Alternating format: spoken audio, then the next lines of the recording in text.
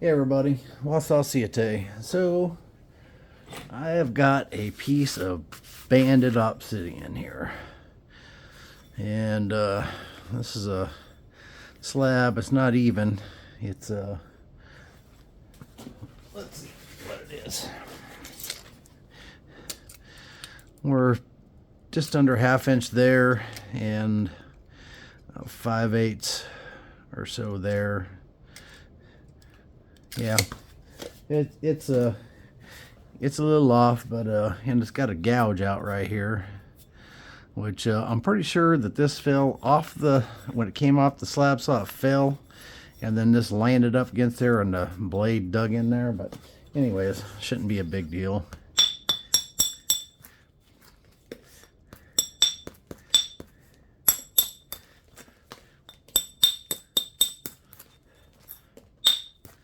We're gonna see what we can do here. A flip-flopper back and forth.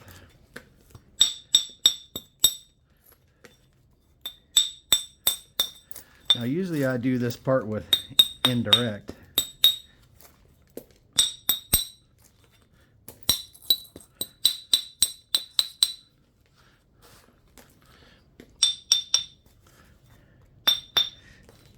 And maybe I still should.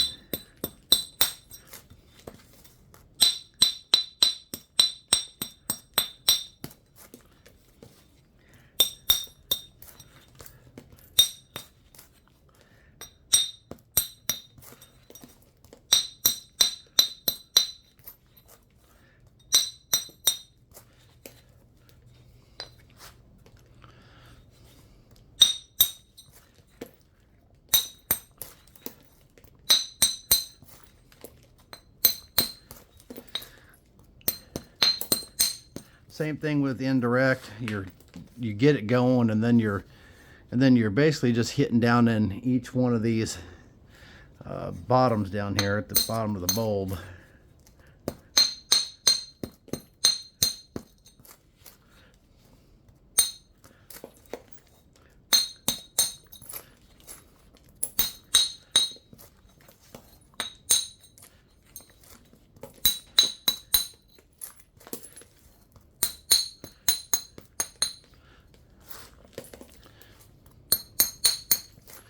We're going to have a lot more width here than what we're going to be able to use.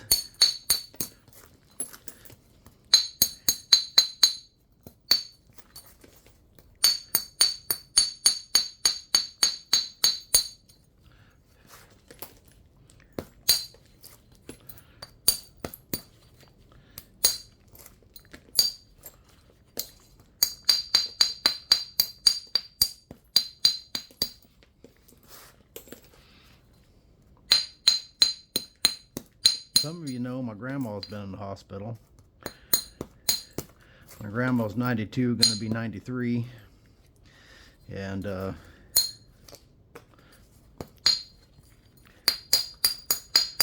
lived on her own. Well, with my uncle lives there with her, but basically takes care of herself. Even at 93, she's been fortunate enough to do that. Still has all of her wits about her. But I got word this morning that she's doing better this morning. She's been in the hospital about 2 weeks.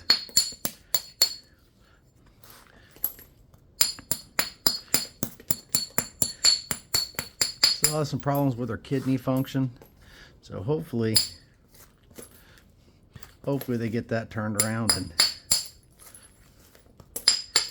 not having to do dialysis right now or nothing, but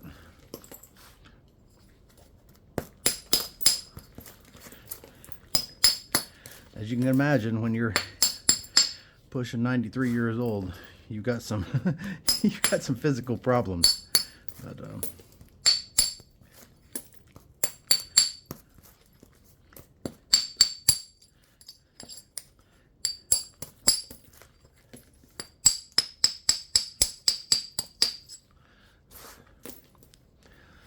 right.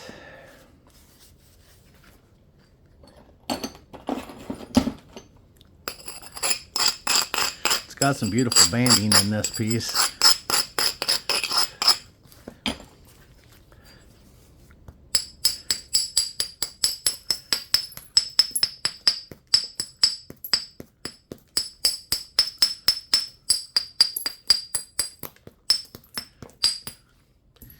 if I can keep from breaking it.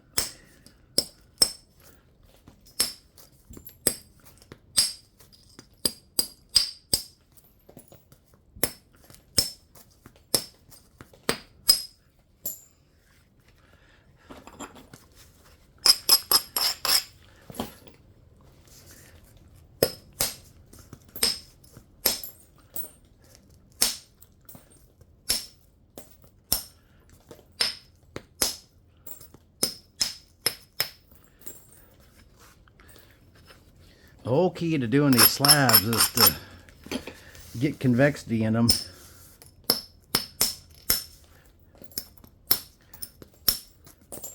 Once you got convexity in them, then they're like any other piece.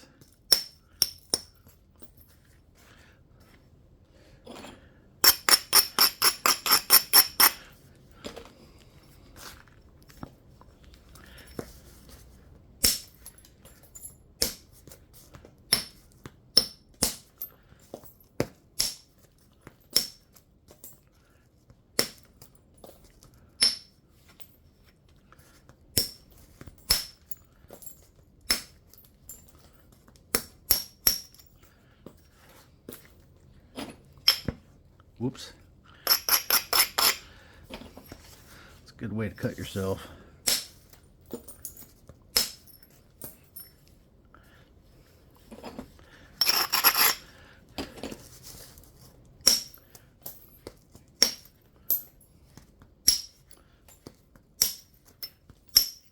Someone asked if I was able to go around these with direct percussion. So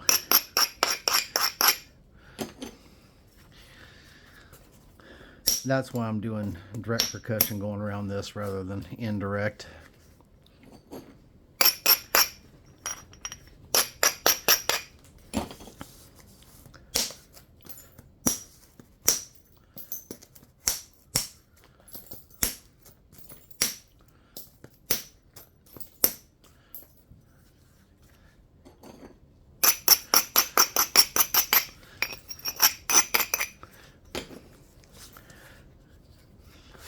Well, if I can get that to the end, it's going to make a pretty point.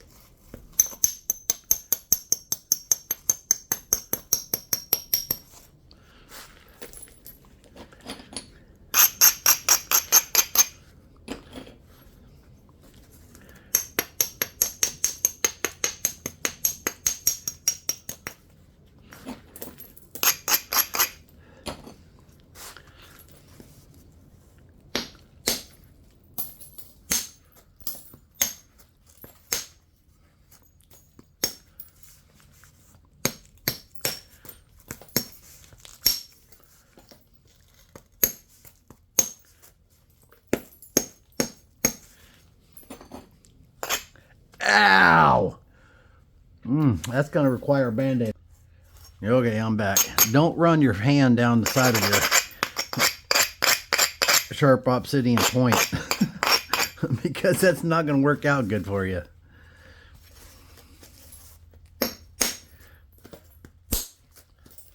That crushing I was getting on this side was from not abrading my edge well enough.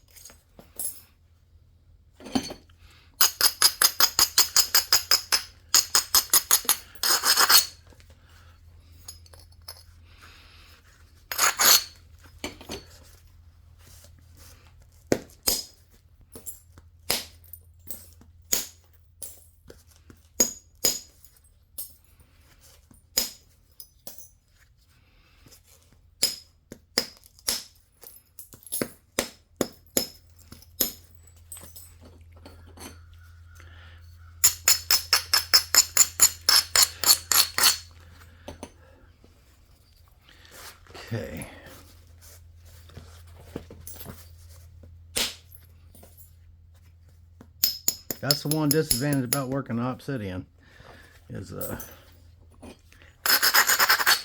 lots of sharp bits. There's lots of sharp bits in any flint, of course, but Obsidian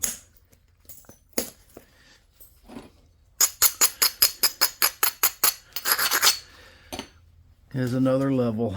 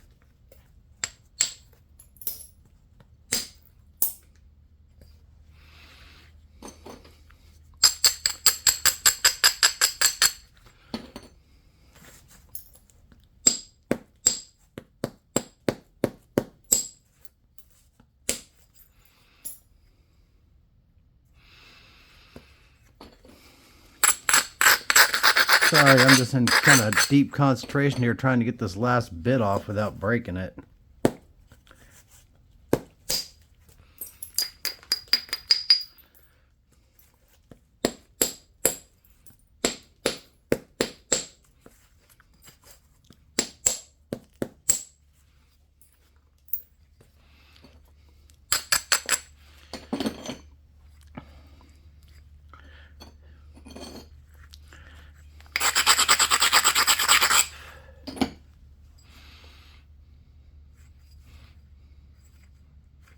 All right.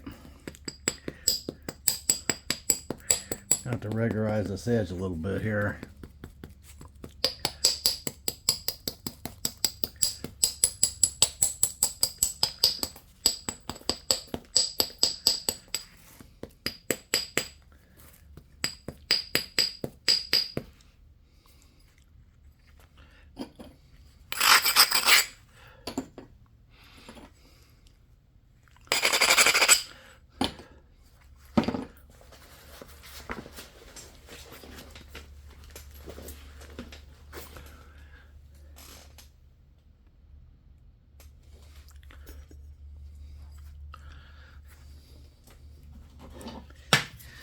This is a number 2 stick.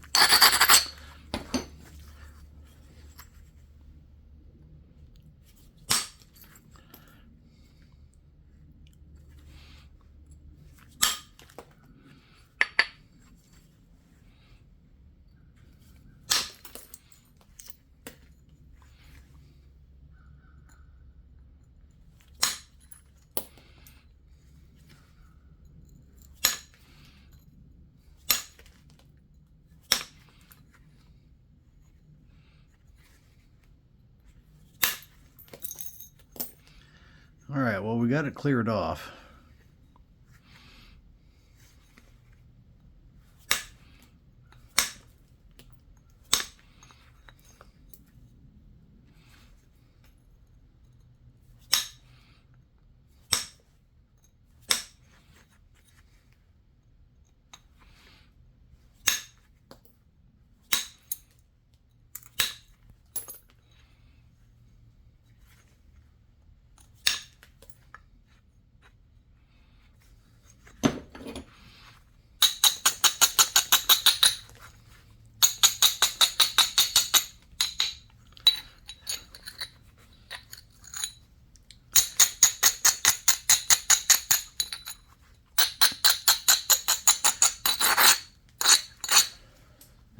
I'm gonna put that one away.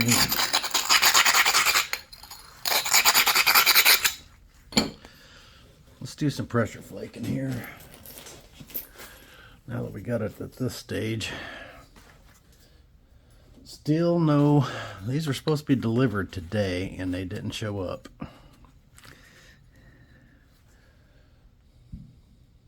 Something with the post office.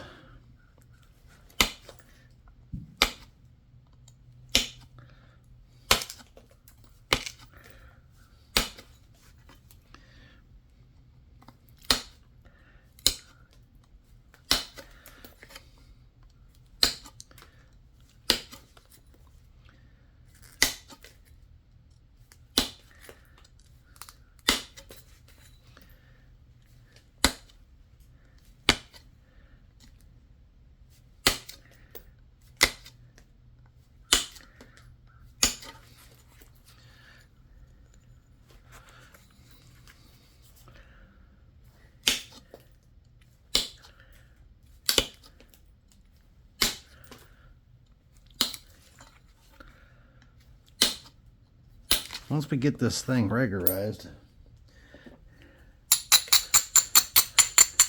the edge all straightened up,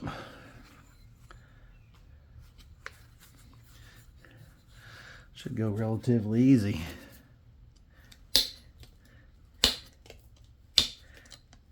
I've never made, what I'm going for here is a Windust Hatwai.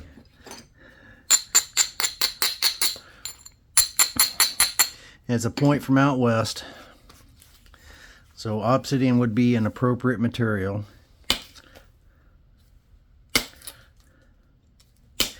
It shows several of them in the book that were made of Obsidian.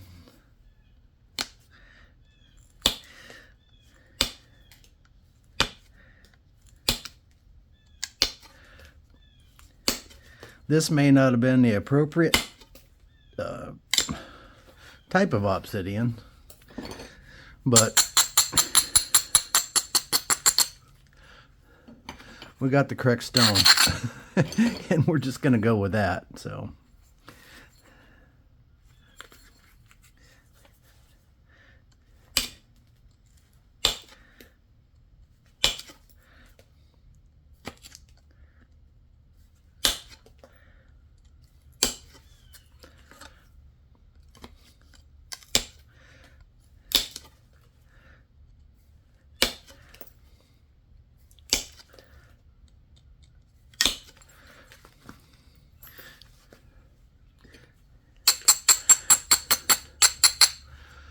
I'm not sure, but I think this is probably a piece of Mexican banded obsidian. Beautiful stuff. I just don't know that it was used for this particular style of point. Probably not. But close enough. It's obsidian.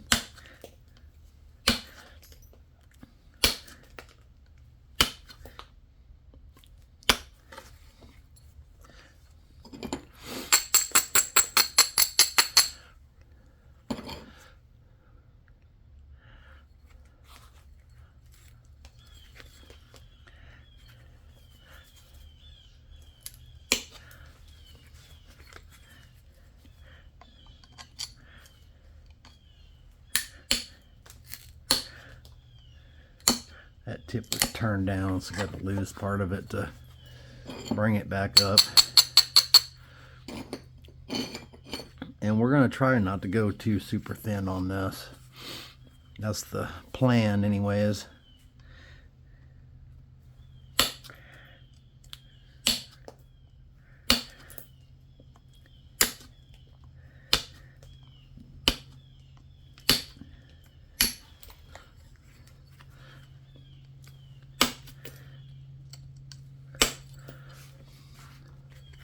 This is a knife point. You know, they would have used this as a knife. They could have used it as a spearhead too, I guess, but most likely as a knife. All right, we got to take a few thinning flakes here and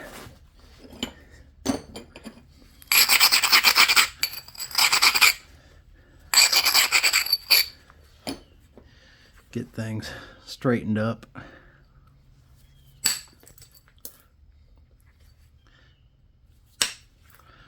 I dropped down to a number 1.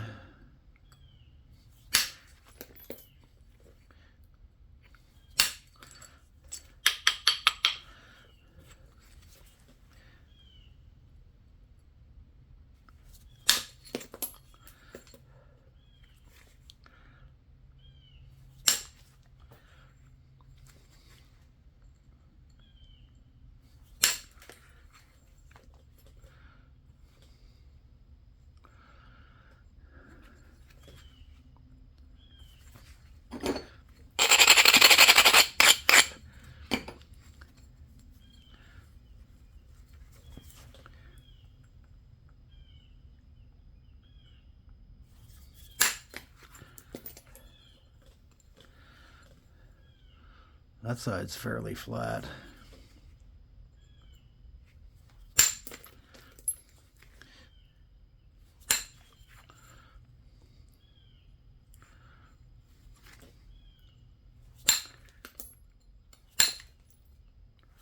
You get down to this obsidian, stepping down to a number 1 is much safer than 2 or 3 in order to do these last final bit of thinning and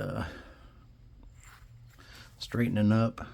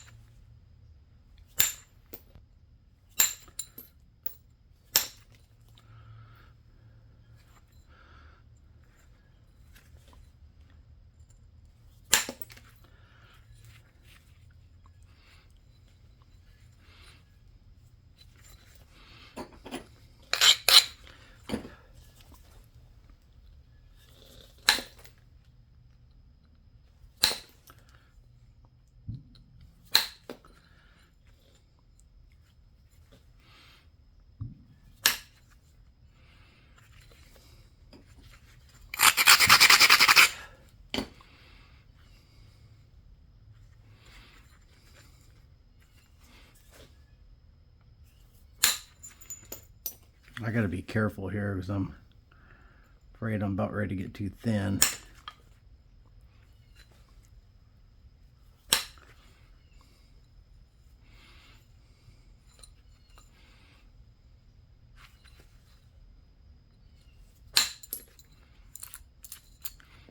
That didn't help it any.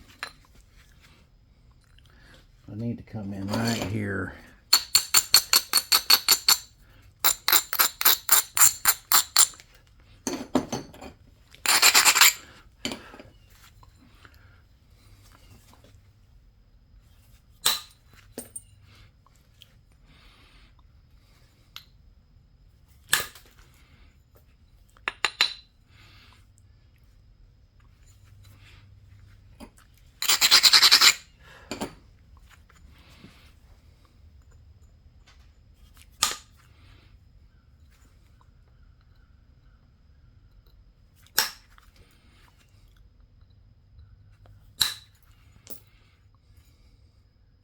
All right, we're getting too thin. I need to try and straighten it up and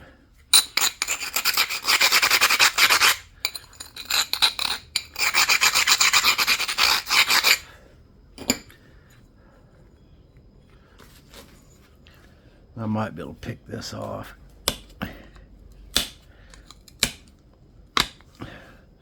Well, I thought I could. We'll see.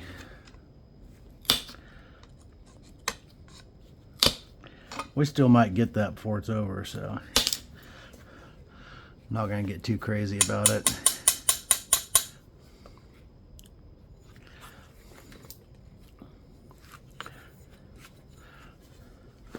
Let me sharpen this a little bit.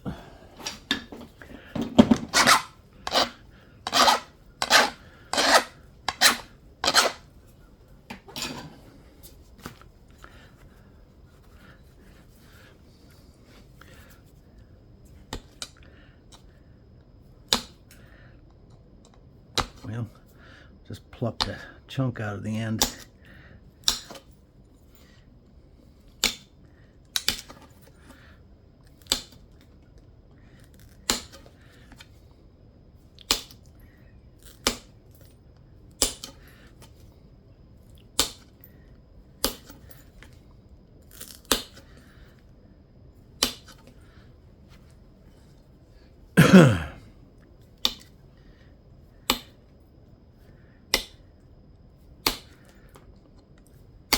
I got a lot of obsidian here to nap, or that I can nap, and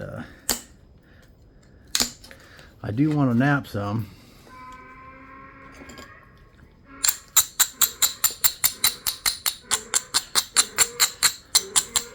But I don't want to burn you all out on just napping obsidian either.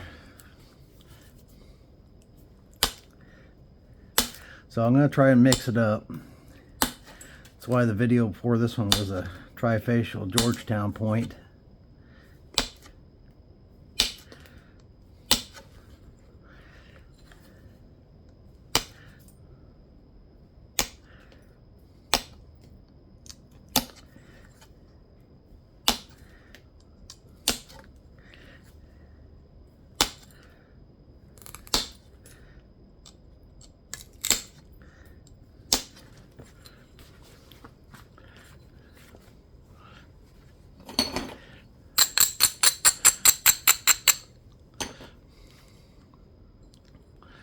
This little bump right here, I'd really like to get rid of it, but we'll see.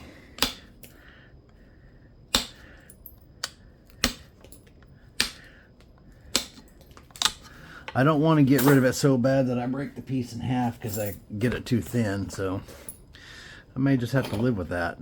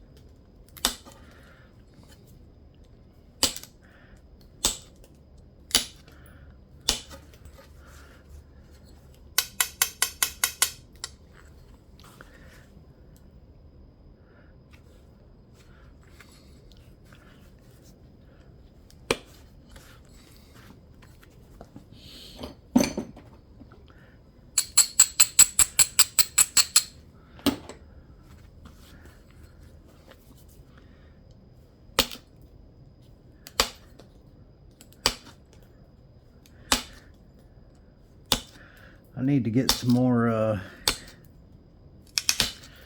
Edward spalled out and then the heat treat.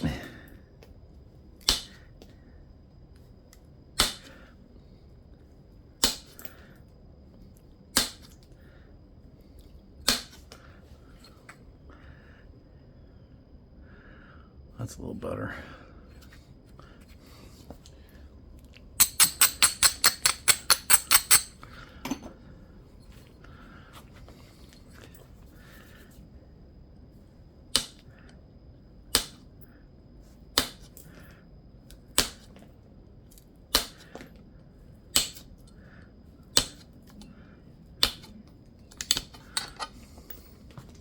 In case y'all are wondering, every time I do Obsidian,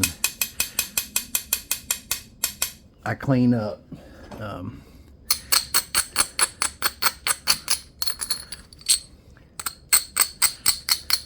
sweep everything up off this tarp right here and clean it up so the dogs can't get into it.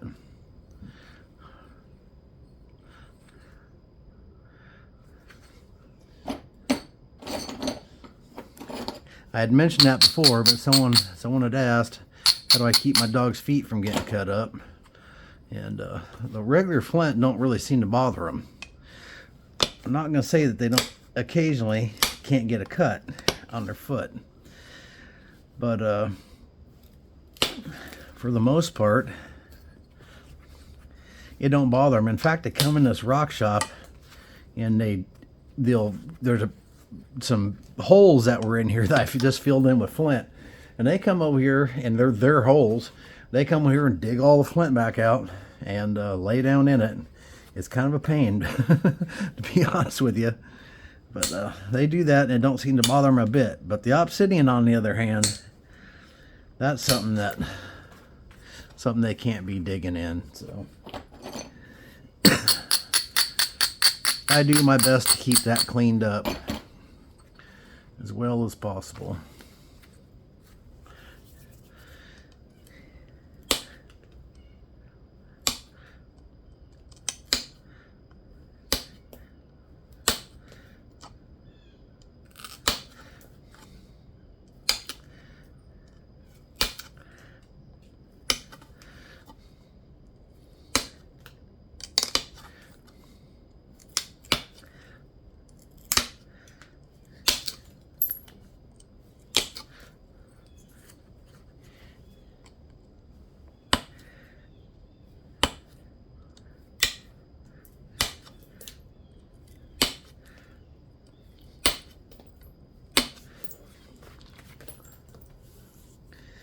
Dang, that piece of obsidian flung up and got me on the neck.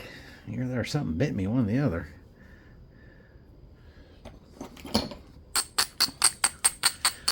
Something got me.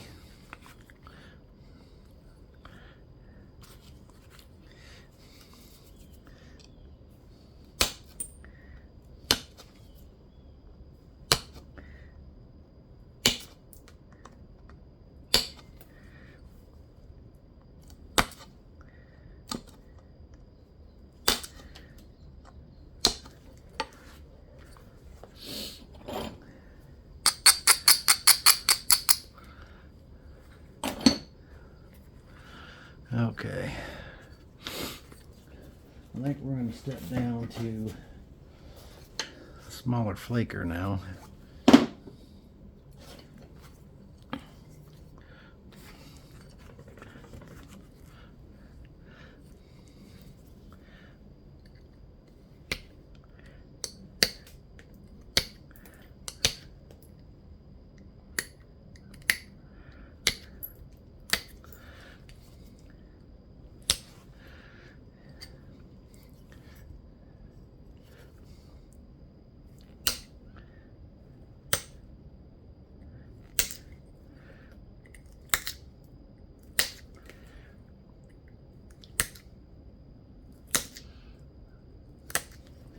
I really should put on another glove, because when you're pressure flaking on with a hand flaker on Obsidian, you're just asking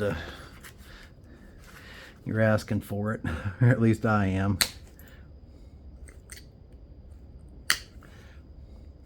I am not used to wearing a glove on this hand though, and it is a bit awkward.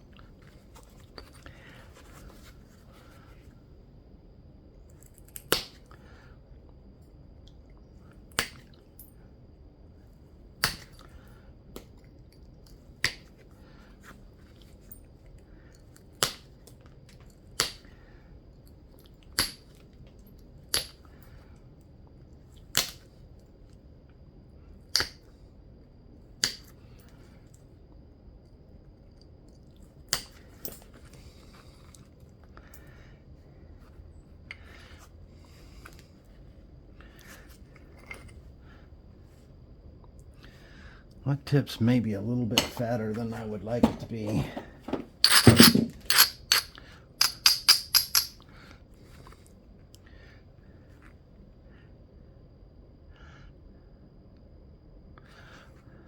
It's not terrible though.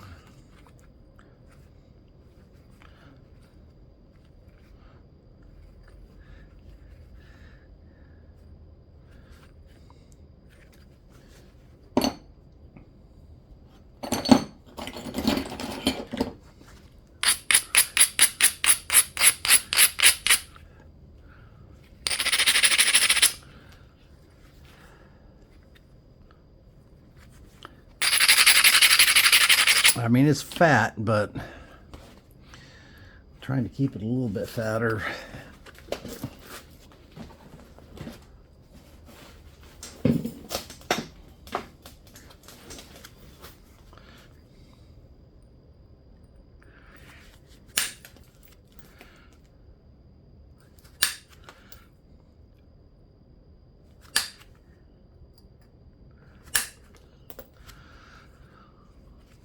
Just a little bit fatter so it can be used as a knife.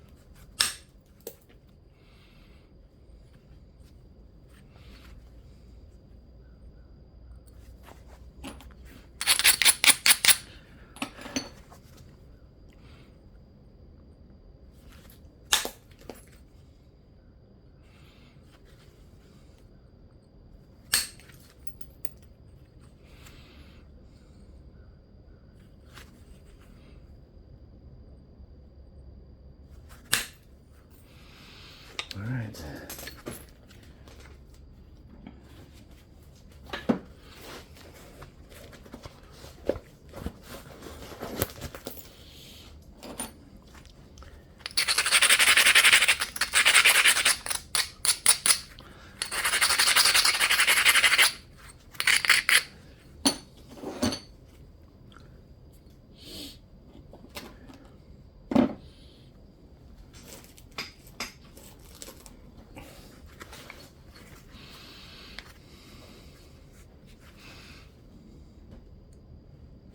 I've checked that order. It said that they are going to be delivered today.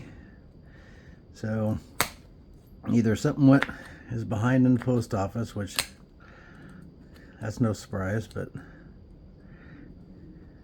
talk about my pads.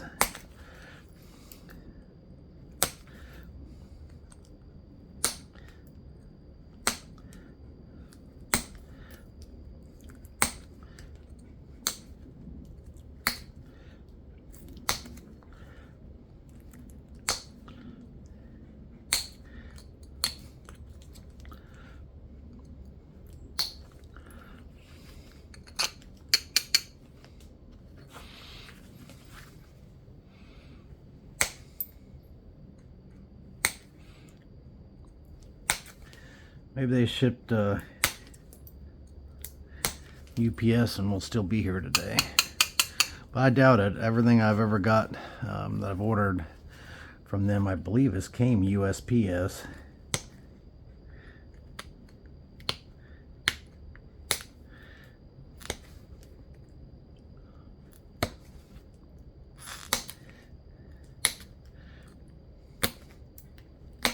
Could be wrong.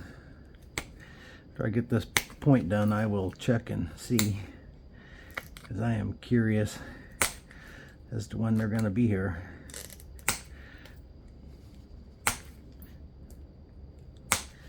Right now, I'm guessing Monday. Now, I was waiting on some stuff for the leather shop too that I was expecting to have been here already.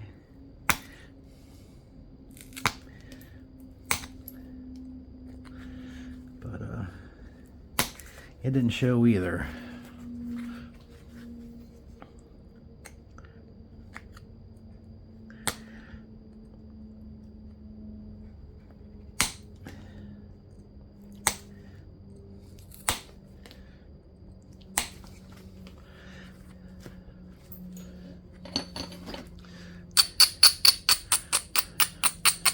My hands are pretty well sore. They could use a few days to heal up and from napping.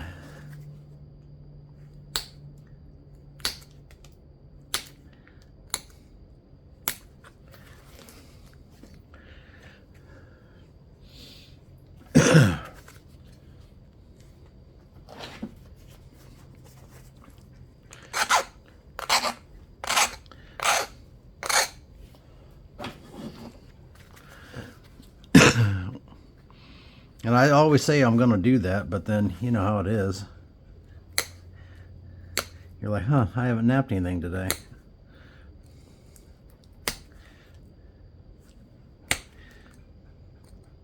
That's how it is for me anyhow.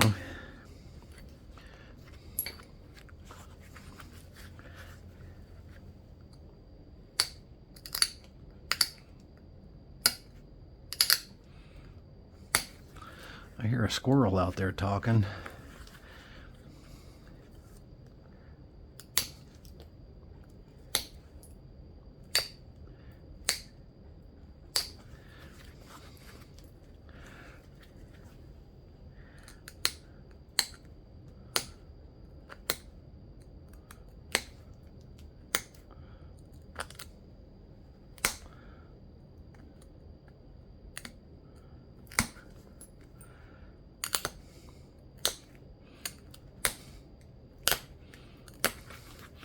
And that obsidian, slippery stuff.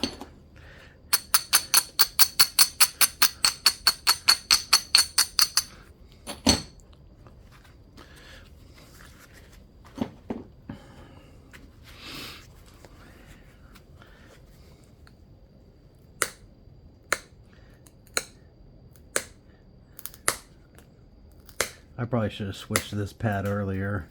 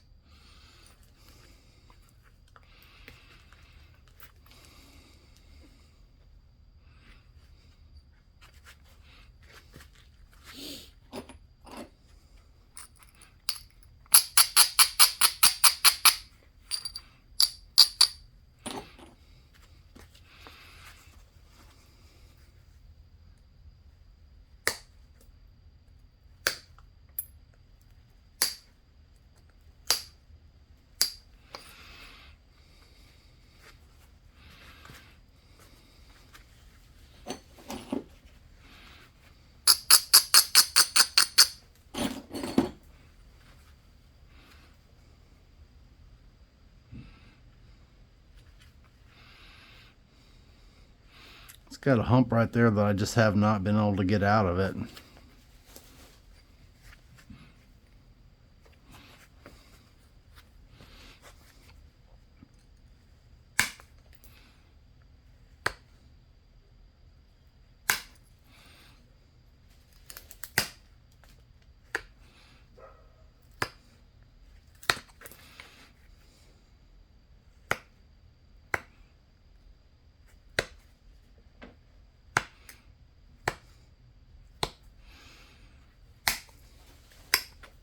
Okay.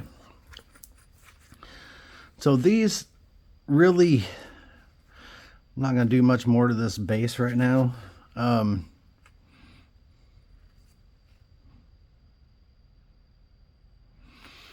These really kind of, some of them kind of resemble an Adena in ways. I know that the Adena culture didn't come, wasn't out west. At least that's my understanding. And I get that, but there are several points from out west that do have an Adena type of base to them. More or less a beaver tail shape. There's actually several of them that are that way. But I'm not sure if they were from the same time period, but I'll have to look at that. But pretty much in all the areas, I mean, they only so many ways to make a pointy rock, right? So there was some overlap.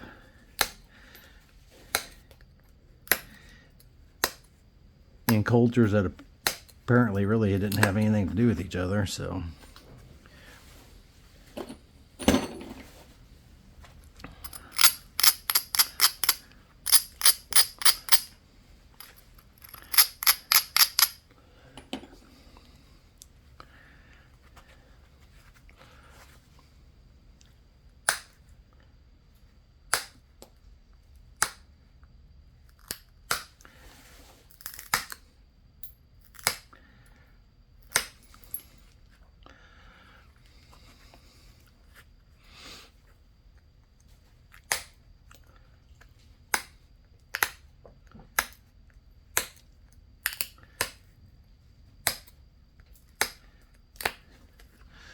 May have just been the way the human brain was working around that time. I don't know.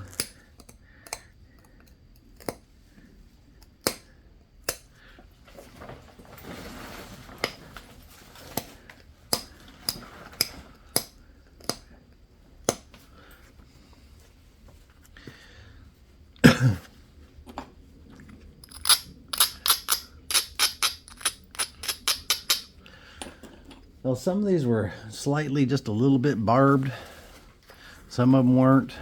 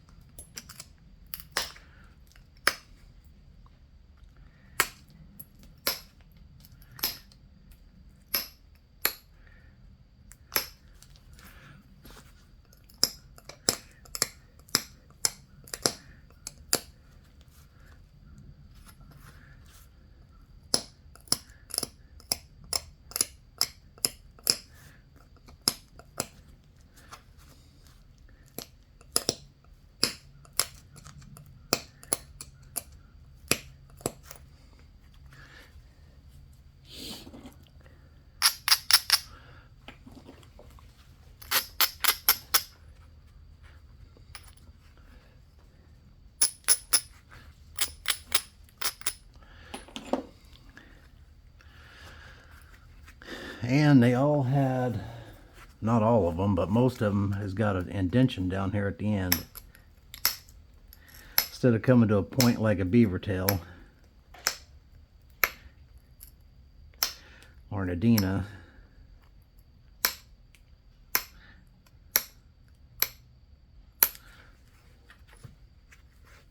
The Windust Hatwai points had this little hafting notch at the bottom.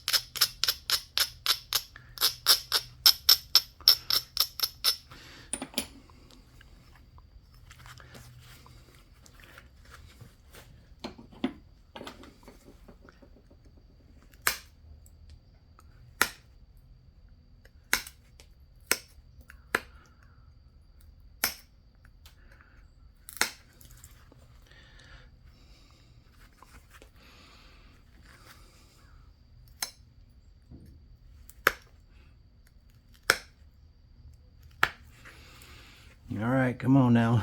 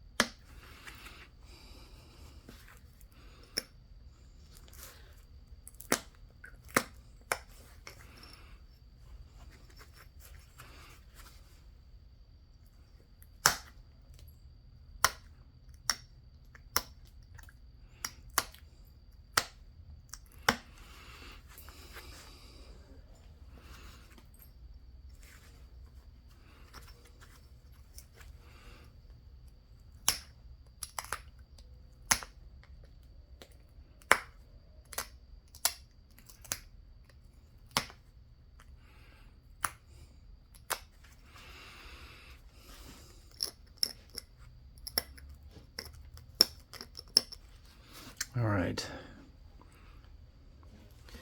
It's a bit off.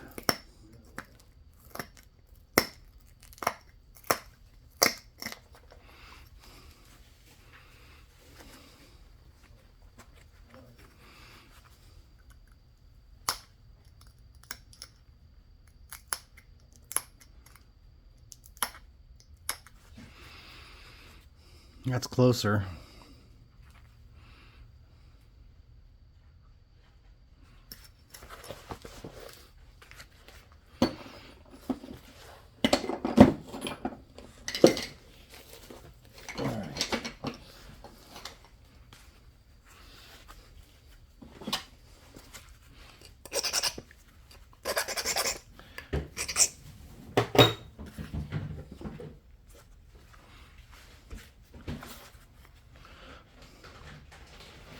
Do something with this edge here.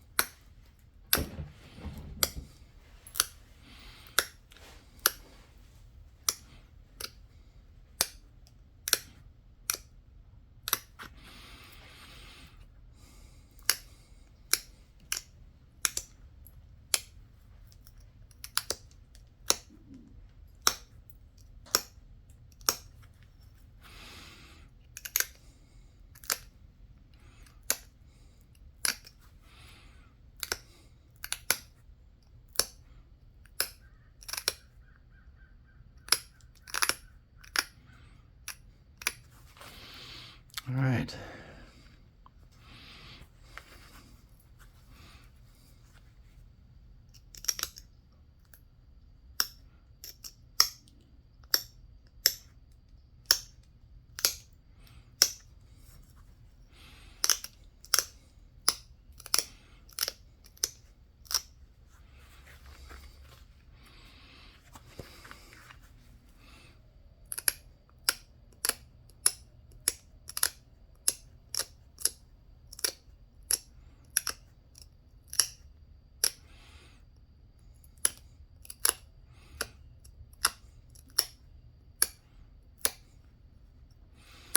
Well, we managed to leave enough thickness on it that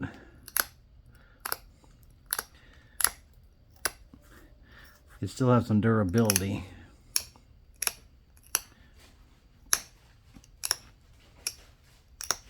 I don't know how thick it is.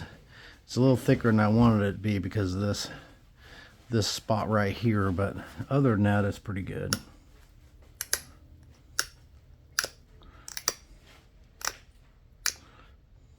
We'll measure it to see what it measures when we're done.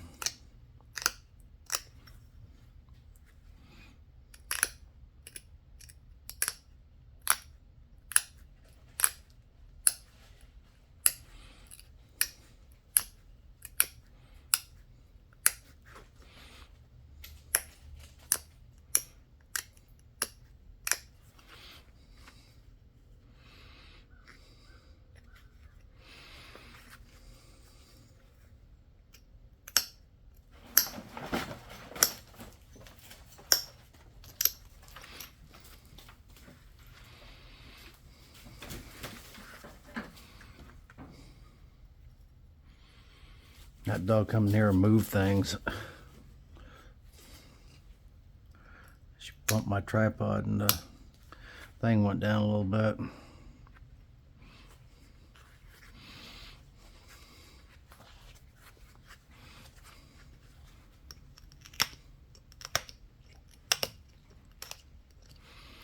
I have to pick these off.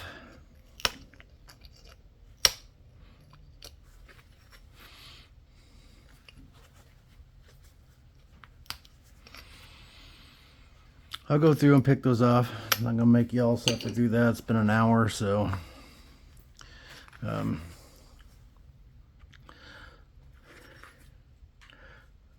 pretty straight. Looks pretty even. Nice little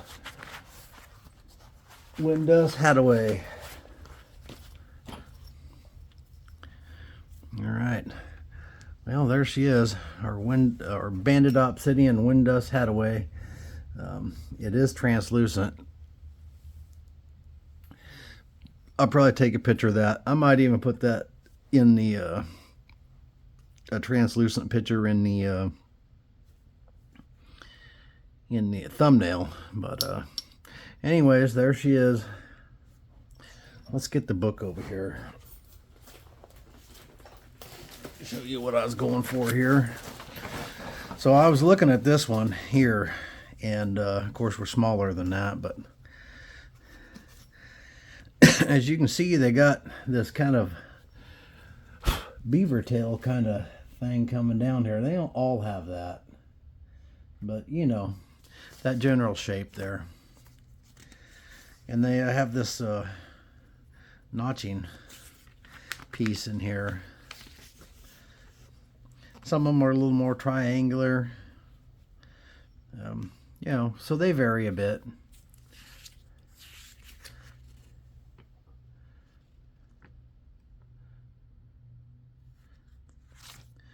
So that's it. Windust Hatwai. There she is. And appreciate y'all watching, and we'll see you on the next one. Keep napping.